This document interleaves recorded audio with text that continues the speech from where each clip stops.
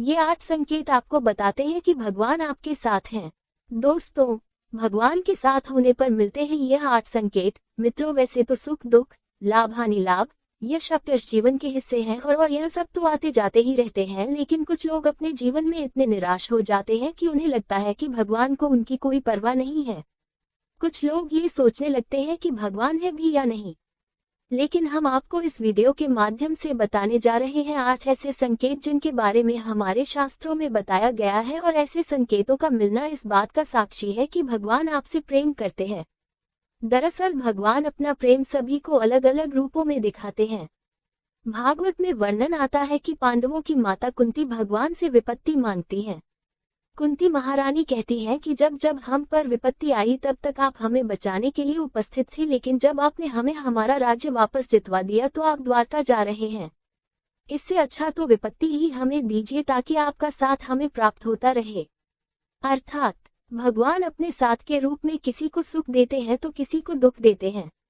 इसी तरह जब पांडव भीष्म पितामह के पास जाते हैं तो भीष्म पितामह उनसे कहते हैं कि तुम पांचों बहुत ही शक्तिशाली हो और द्रौपदी तो यज्ञ से उत्पन्न हुई कन्या है, जिसको यह वरदान है कि वह जिस घर में भी रहेगी वहां कभी भी भोजन की कमी नहीं रहेगी।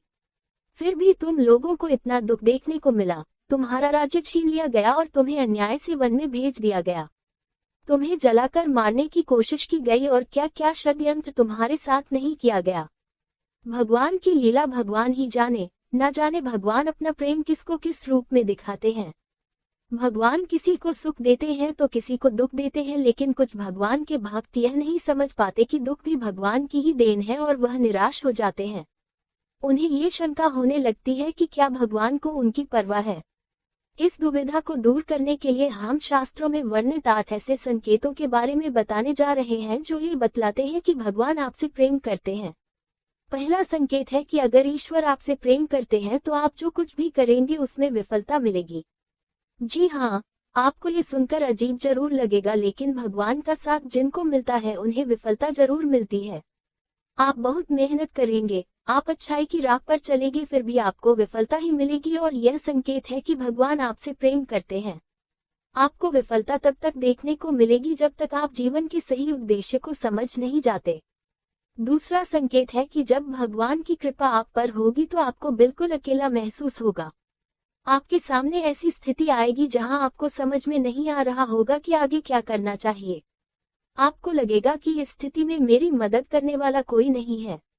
आप अपनी परेशानी किसी से बता नहीं पाओगे, और अगर आप किसी को बताने में सफल हो भी गए तो भी आपकी परेशानी को कोई समझ नहीं पाएगा। वे कहेंगे कि यह परेशानी तो बहुत ही छोटी है, या तो वे इस पर ध्यान नहीं देंगे या वे इसे नजरअंदाज कर देंगे। तीसरा संकेत जो है वह ये है कि भगवान की कृपा होने पर आपको दुख मिलेगा और आपको लगने लगेगा कि अब हमारे जीवन में इससे बुरा क्या हो सकता है। आप दुख की चरम सीमा को महसूस करेंगे। उदाहरण के तौर पर आप देख सकते हैं कि महान संतों के जीवन में क्या क्या घटित हुआ। जब आपके जीवन में बड़े बड़े दुख आने लगेंगे तो आपके मन में वैराग्य उत्पन्न हो जाएगा और आपका मन भौतिक सुखों से आगे बढ़कर भगवान को जानने के प्रयास में लग जाएगा। मनुष्य को इस समय हताश नहीं होना चाहिए, क्योंकि ये दुख ही उनके मन में ईश्वर के प्रति प्रेम विकसित करने में सहायक होगा।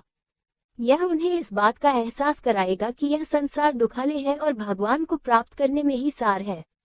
चौथा संकेत है कि भगवान की कृपा होने पर आपकी सारी उम्मीदें टूट जाएंगी, और ऐसा होने पर आपके अंदर एक नई ही खोज शुरू होगी। ऐसी खोज जिसमें आप अपनी कमियों को जानेंगे और अपनी विफलता का कारण ढूंढ लेंगे।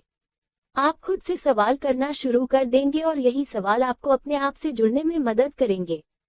ये जुड़ाव ही आपके जीवन में एक नया बदलाव लाता है। पांचवा संकेत है कि भगवान अगर आपके साथ है तो आपके चरित्र में बदलाव होने लगता है। जब आप खुद से जुड़ते हैं और अपनी खामियों को जानते हैं तो आप इनमें सुधार करने का भी प्रयास करते हैं। इससे आप अपने आप को बदलने की प्रक्रिया शुरू कर देते हैं। आप पहले से अधिक शांत और स्थिर हो जाते हैं। जब भी हम भगवान की खोज करना शुरू करते हैं तो इससे हमारे अंदर बदलाव आना शुरू होते हैं और हम इस काबिल बनते हैं कि हम भगवान की ओर आगे बढ़ सकें। छठा संकेत है कि आपका किसी भी चीज में हार और जीत से मन ऊपर उठ जाएगा। ये समय होगा जब आप पूरी तरह बदल चुके होंगे और आपका जीवन को देखने के नजरिए में परिवर्तन आ चुका होगा। आप हार और जीत से ऊपर उठ जाएंगे और किसी भी काम को लाभ और हानि का विचार किए बिना करेंगे। इस तरह की स्थिति होने पर आप बाहर हो रही चीजों से विचलित नहीं होंगे और अपने अंतर्मन में ही स्थिर रहेंगे। आप भगवान में इतने खोए रहेंगे कि आपको बाहर से मिल रहे दुख और सुख दोनों ही विचलित नहीं कर पाएंगे। सातवां संकेत एक परीक्षा के रूप में होता है। जब आप भगवान की भक्ति में संलग्न हो जाते हैं तो आपके जीवन में एक ऐसी स्थिति आती है जिसमें हर चीज आपको सहज ही प्राप्त होने लगती है। आठवें संकेत में आप भगवान से मिल सकते हैं और उनसे बात कर सकते हैं, जैसे कि आप एक आम आदमी से इस वक्त करते हैं।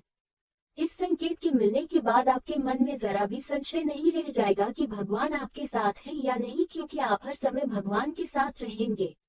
दोस्तों, ये थे विभिन्न शास्त्रों में दिए गए कुछ संकेत जिनके मिलने पर आप समझ सकते हैं कि भगवान आपसे प्रेम करते हैं। ये सब सुनने में अजीब जरूर लग रहे होंगे, लेकिन इनका विवरण कुछ इसी प्रकार दिया गया है। भागवत के एक श्लोक में भगवान स्वयं कहते हैं कि मैं जिस पर कृपा करता हूँ उसका धन हर लेता हूँ।